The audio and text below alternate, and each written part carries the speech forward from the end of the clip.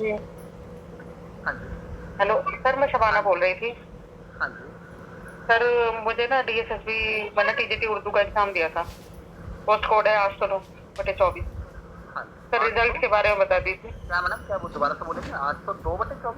809 sir. 809 madam, file under process है, लेकिन 1 week और 10 1 वीक में सर।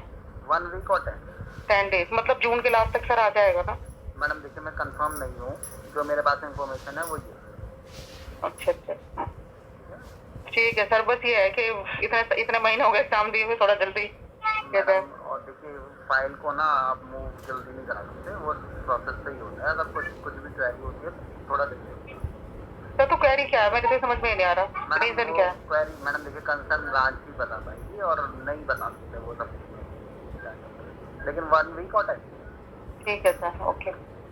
ठीक है, थैंक यू सर।